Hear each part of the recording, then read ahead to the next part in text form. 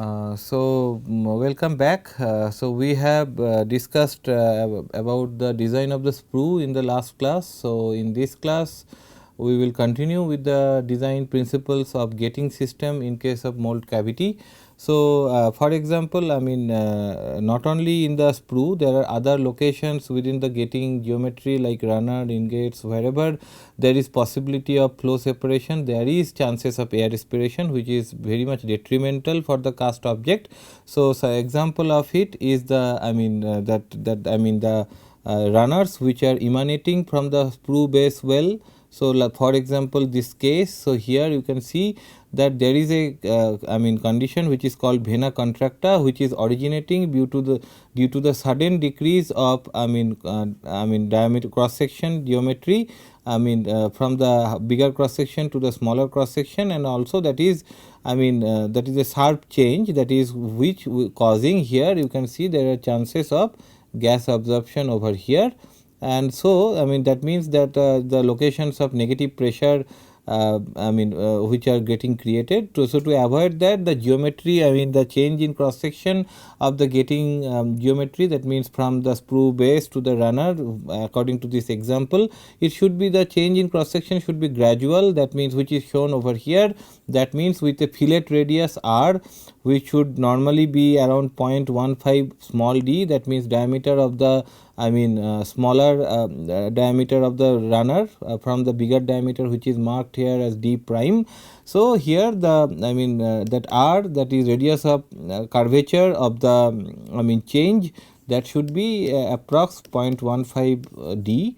Which is absolutely necessary to avoid the cases of vena contracta and the flow separation. So and also that the ratio between the d prime and d is maintained around 1.3.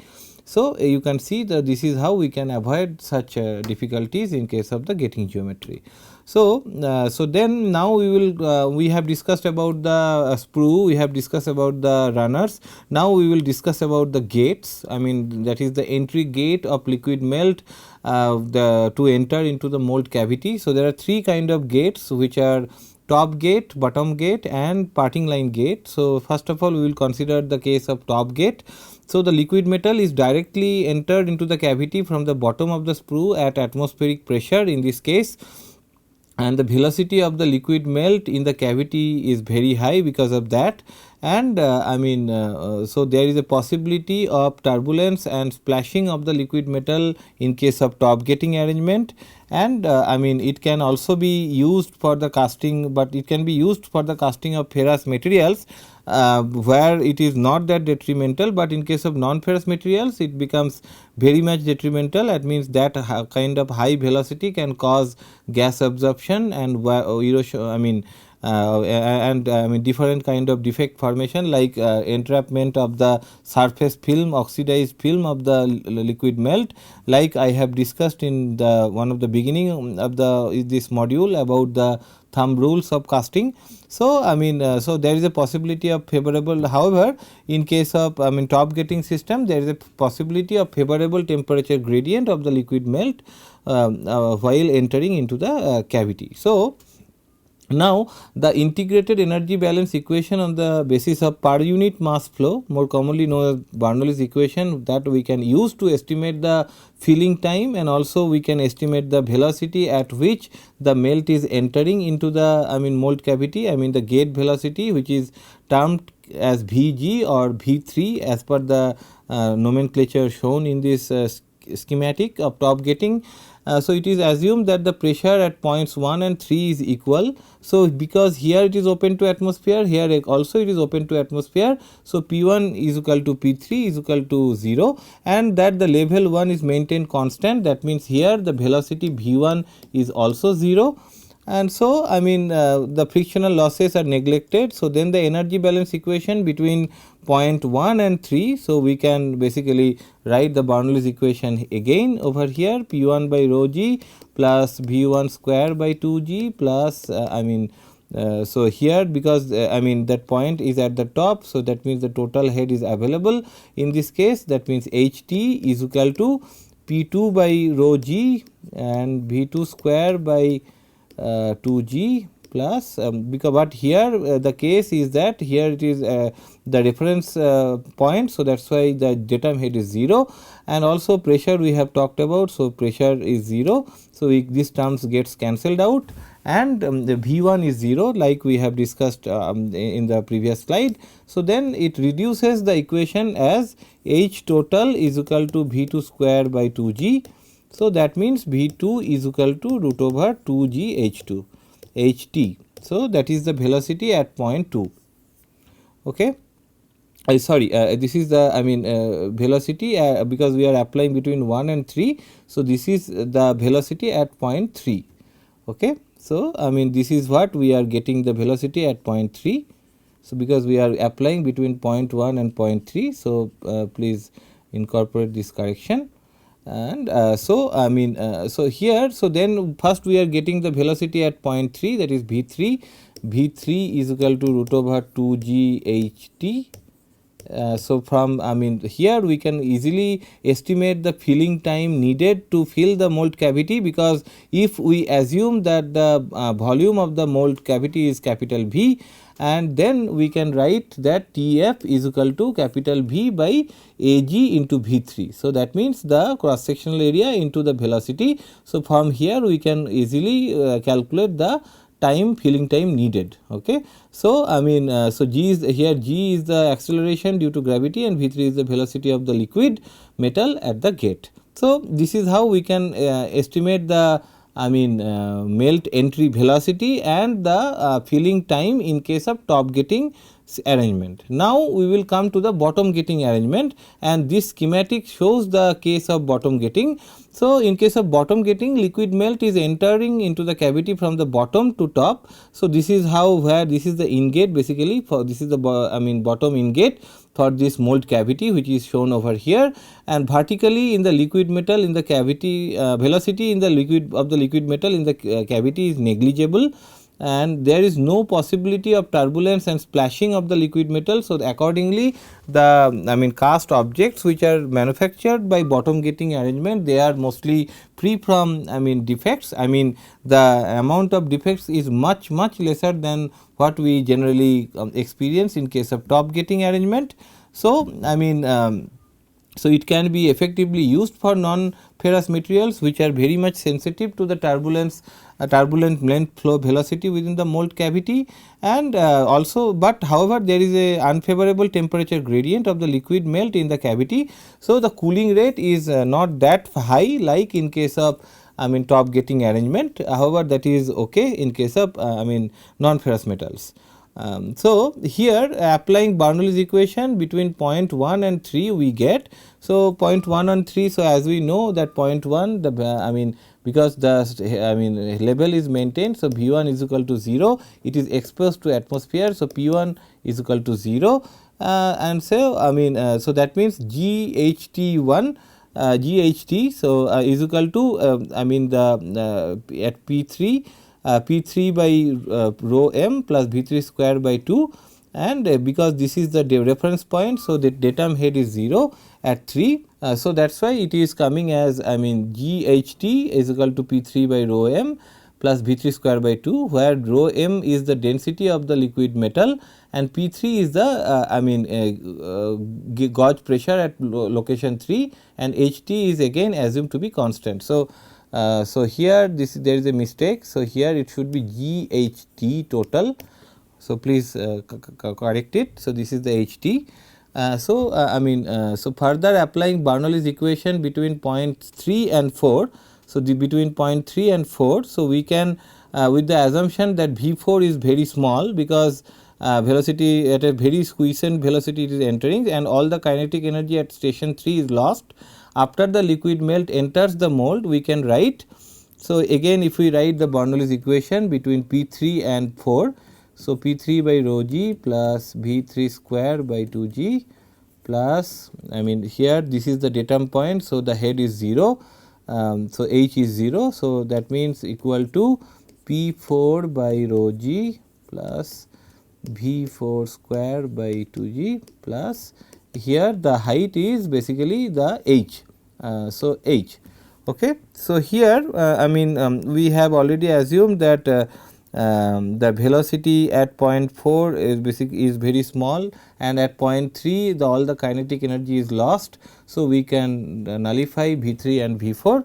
So, this and then again here it is exposed to the environment. So, we can equate P 4 to 0. So, this term goes up. So, we end up getting P 3 by rho g is equal to H. So, which is giving us the pressure at point 3, which is rho g H. So, this is the small h we are talking about. So, this is the head of I mean of the melt remaining at point 4. So, combining the above equation, so that means the equation which is written at the top. So, now we know the value of P 3. So, if we are putting in this equation, so we are getting G H T is equal to rho G H by rho m. I mean, so then this value I mean density goes up plus V 3 square by 2. So, that means we are what we are getting. So, we are getting basically so this is V 3 square by 2. So, we are getting G H. So, here it is P 3 by rho. So, P 3 by so that means here it is G H T. So, sorry. So, here it should be G H plus V 3 square by 2. So, that means it is G H T minus H is equal to V 3 square by 2. So, that means V 3 is equal to 2 G H T minus H. So, root over 2 G H T minus H. So, that is the value of V 3. That means the entry velocity, that means the gate velocity V g, by which by the bottom gating arrangement it is entering into the mold cavity.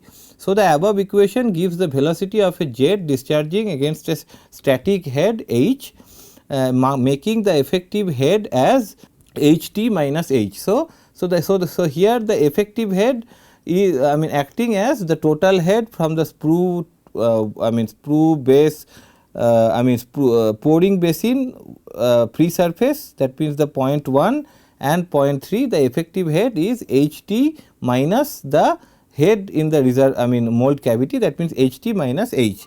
So, now for the instant shown, let the metal level in the mold move up through a high dH in a time interval dt, that means the increment. So, here assume that there is a height increase of dH and at a interval dt at dt time.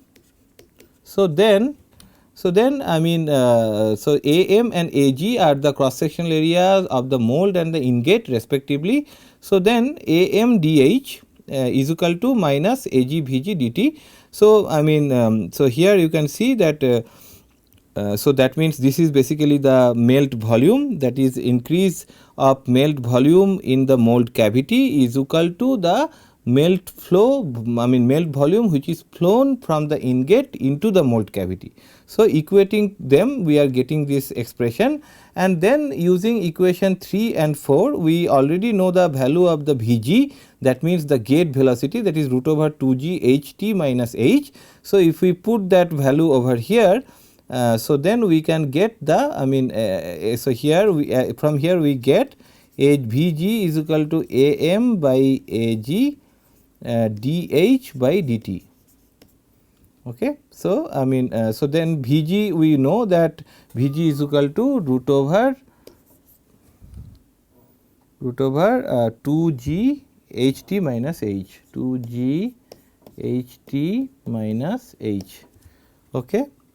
So, here we are getting AM by Ag dH by dt. So, AM by Ag dH by dt. So, is equal to I mean yeah AM by Ag dH by dt is equal to Vg, is equal to Vg. So, that is the now we have put the value of Vg over here. So, from here we can get the I mean we can rearrange the term, to bring it to this side. So, then we can get 1 by root over 2 g H t minus H into dH is equal to Ag by Am into dt, Ag by Am into dt. So, we are basically rearranging the term from here and we are getting this. So, now at t is equal to 0, the height is equal to 0, because it is the t 0 time, now none of the melt is entering into this mold cavity, and then at t is equal to Tf, that means the total filling time, the whole mold cavity is filled by the liquid melt, that means height is H is equal to Hm. So, if you now integrate it, so then we are integrating from 0 to Hm, that means the maximum height of the mold, dH by root over 2g root over Ht minus H. So, 1 by root over 2g, which is constant, which goes out, is equal to Ag by Am integration 0 to Tf, that is the filling time. So, from here, so we have to, so if we integrate it, what we are getting? So, integration 0 to Hm, yeah, integration 0 to Hm. So, Ht minus H to the power minus half dH. So, we are getting Ht minus H to the power minus half plus 1. So, we are getting half, and here we are getting another half. So, it will go at the top. So, we are basically getting 2 root over Ht minus H, that is what we are getting. So, so here then we have to put the values of the limit. So, that is 0 to Hm. So, that means we are getting 2 root over Ht minus Hm, and this is 0 minus root over Ht. Okay. So, this is what we are getting, and then so because there is a minus term involved, so minus half plus, so this is root over so 2, and then if we rearrange the term, then we are finally arriving at this, because there is Am by Ag, because that is into dt. So, here it is T. So, if we need to calculate the Tf, so then it will go from here as Am by Ag, and then this term will come to that side, and it will come as 1 by root over 2g. Here at the top it will be 2 by Ht minus root over Ht minus Hm. So, this is how we are arriving at the expression for filling time in case of bottom getting system. Okay. So, now we will, so this is the velocity, that is gate velocity Vg is equal to root over 2g Ht minus H, and this is the time taken to fill the mold, that is the filling time Tf. So, that we have shown how we can estimate that, and so here Ag and Am are the gate cross sectional area and the mold cross sectional area, and then we will move to the parting line gate. So, parting line gate, it is quite easy to estimate, because we have already explained the case of bottom gating arrangement. So, this section of the mold cavity, we can assume that this is being filled by the bottom gating arrangement Bg, and this side of the, that means the cope hub of the mold, we can see that we have bottom gating arrangement, and the drag hub of the mold, we can see that we have top gating arrangement. Okay. So, then total filling time is basically the filling time due to top gating, okay, Tg plus filling time due to bottom gating Bg. So, then we have separately estimated the filling times for bottom gating and top gating. So, we just need to add it, so that we can get the filling time for the parting line gating arrangement. Okay. So, now we are done with the design of the ingate. We have already discussed the design of the sprue and the runner arrangements. So, we are now discussing about the fluidity of the melt. So, how we can basically determine the fluidity? So, we can do a standard spiral test to determine the fluidity of the melt. So, how much how many turns the melt is able to fill of this spiral determines its fluidity. So, fluidity of the melt, it depends on certain parameters, like if the pouring temperature is high, fluidity will be high; if the viscosity is high, fluidity will be low; if the density is high, fluidity will be again low, and if the percentage of water in sand mold is higher, then fluidity will be lesser, because so that higher water percentage, higher moisture content means higher gas evolution, that also decreases fluidity of the melt within the mold cavity, and surface finish of the cavity is high, then fluidity will again increase. So, these are the, so for so fluidity is a very much important matter of concern.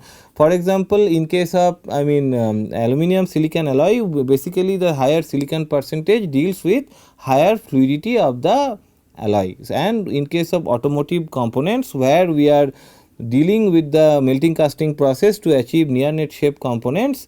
So, in that case, that is why the popularity of aluminum silicon alloy is much higher in case of automotive castings, because of their complex contoured geometry, for example, engine housing, connecting rod, or maybe there are several other cylinder head and several other engine components which are otherwise very difficult to manufacture by melting casting route. If the melt which are being used for the component development does not have a sufficient fluidity. So, fluidity is a very important criteria to decide on the component geometry, and also to choose the material which is involved, which is being employed to develop the cast part. Okay. So, and then now we will move to the design of the choke area. So, choke is basically, it is available at the sprue base well. So, it is a minimum cross sectional area in all getting elements. So, it will control the flow of the liquid metal with which is entering into the cavity. So, it is the first parameter to be calculated in all the getting elements. So, the choke area can be calculated using Bernoulli's equation as A is equal to W by dt capital C, that is the efficiency factor, which is a function of the getting system used, root over 2 g capital H, that is the effective metal head, that means the sprue height. So, A is the choke area here and T is the pouring time. So, this is how we can get the calculate the choke area, and so the sprue height. So, the effective sprue height capital H, which is shown over here of a mold, depends on the casting dimensions and the type of getting used. So, the effective sprue heads can be calculated using the following relation. So, as in case of top getting arrangement, so for example, which is shown over here, the top getting arrangement, it will be H is equal to capital H. In case of bottom getting arrangement, so H is this is as it is shown over here. So, it will be H is equal to minus small h, that is the height of the sprue, minus C by 2, that means the height of the mold from the parting line, and divided by 2. And in case of parting line gate, where as I told you earlier that half cope section in this case can be considered as a bottom getting, and the drag section can be considered as a getting filled by the top getting. So, in this case the effective head of the sprue, that is capital H, will be small h minus p square by 2 c. That means the height of the mold in the cope hub of the mold cavity square divided by 2 into the total height of the mold cavity, combining both the cope and drag hub. So, this is how we can calculate the effective sprue heads in case of 3 different getting arrangements. Okay. So, now we will move to the getting ratios. So, getting ratio refer to the proportion of the cross sectional areas between the sprue, runner and ingates, that is AS into AR is to AG, and is generally denoted as the sprue area, runner area and ingate area, depending on the choke area. there can be two types of getting systems, one is pressurized, one is non-pressurized. So, non-pressurized getting system is basically which deals with the increasing cross sectional area, I mean from the sprue base well to the runner and ingates, and in non-pressurized unpressurized getting systems, I mean basically the velocity often decreases towards the ingate and flow.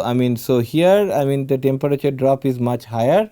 However, heat transfer rate is also slower because of the, but it ensures laminar melt flow. That is why it is often free from turbulence, and that is why it is the getting system of choice in case of non-ferrous materials, where the higher melt velocity can cause significant air absorption, gas absorption, and a blowhole and other defect generation.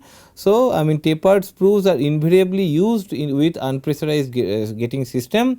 Also, the runners are maintained in drag while the gates are kept in cope to ensure that the runners are full.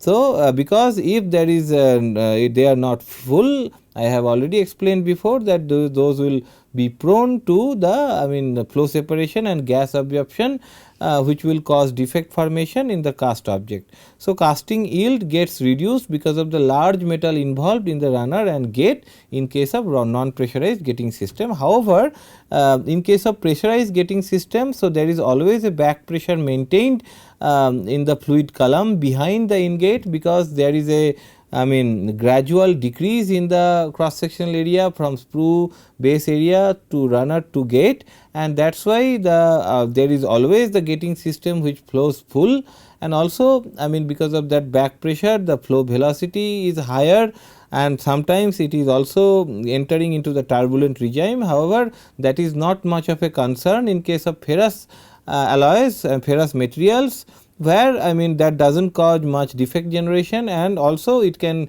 significantly increase the casting yield, because in case of pressurized getting system there is much lesser dimensional requirement of the getting geometry, and that is why the post casting the getting geometry becomes non functional, right, as we discussed before.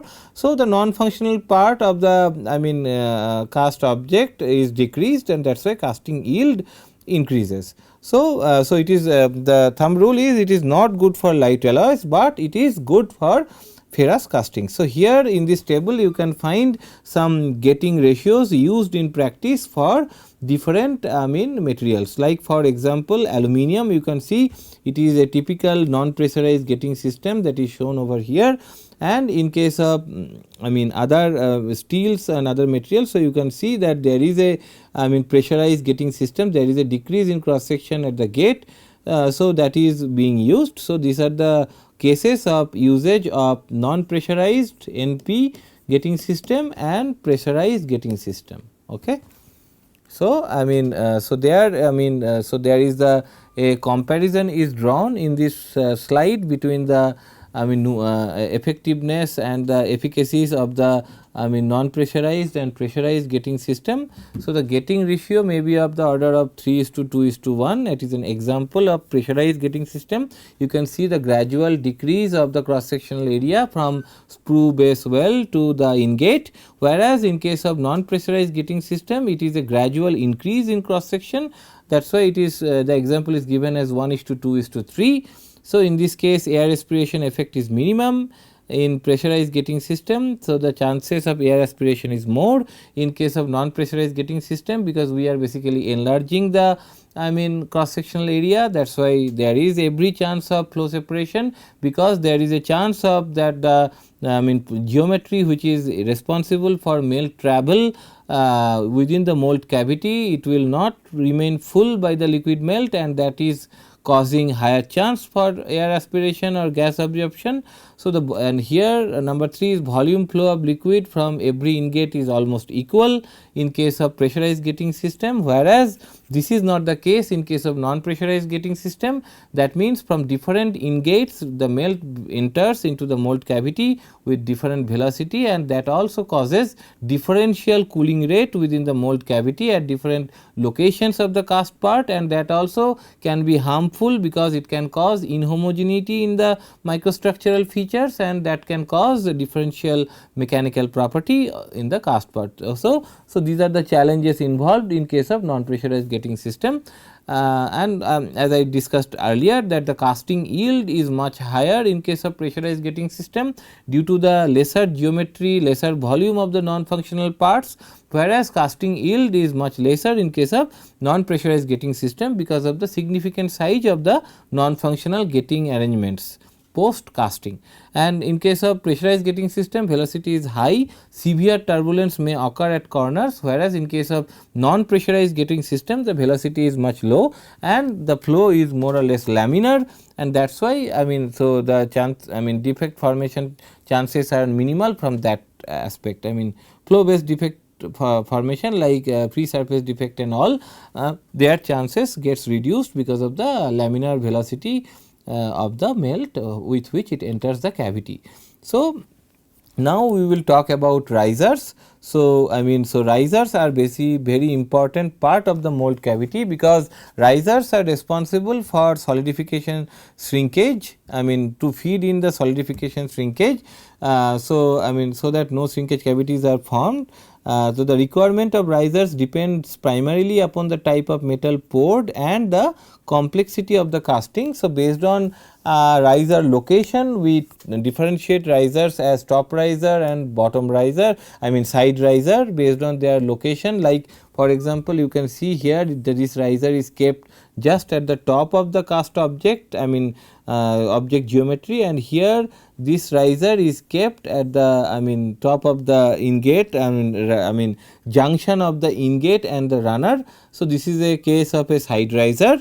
And then there are other riser classifications in terms of their exposure to the environment. They can be differentiated as top riser, open riser and blind riser. So, a open riser which cuts through the cope surface of a mold, that means it is exposed to the tops. For example, it generally remains at the same height. So, if this is the sprue, sprue pouring basin exposed to the environment, then even the riser is also exposed to the environment. So, this is the case of a open riser. Okay.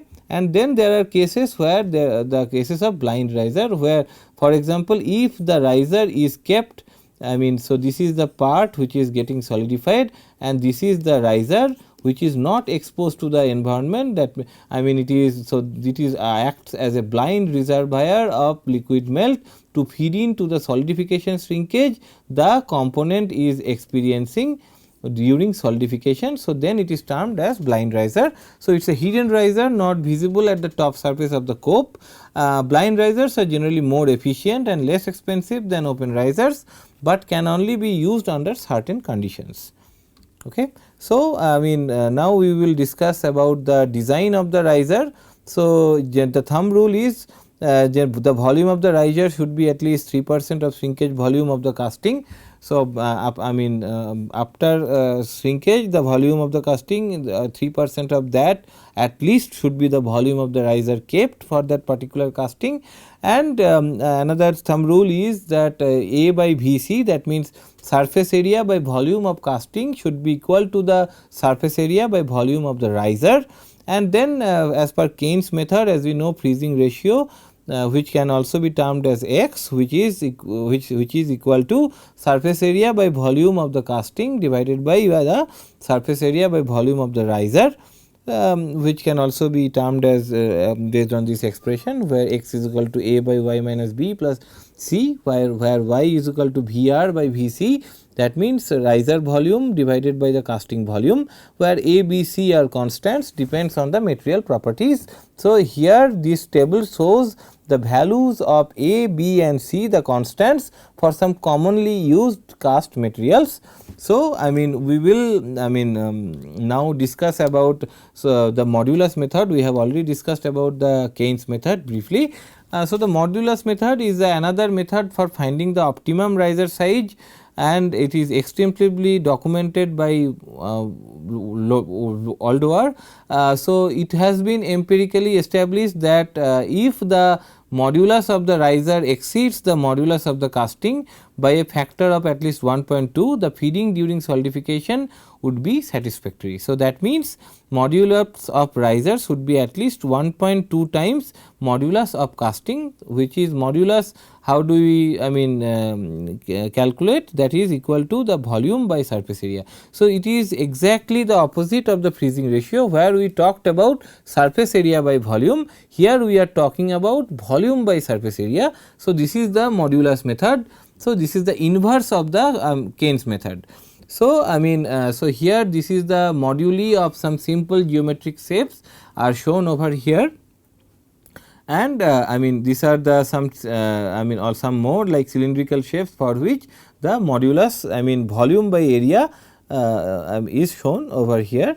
And then there is the last and also another widely used technique for riser design apart from Keynes method and modulus method is Naval Research Laboratory method. So, where we introduce the concept of shape factor, which is nothing but the ratio between the length plus width by thickness. So, L plus W by T is called the shape factor of the casting, and then from here based on this chart we can calculate the ratio of the riser volume by casting volume, and thereby we can estimate the dimensions of the riser.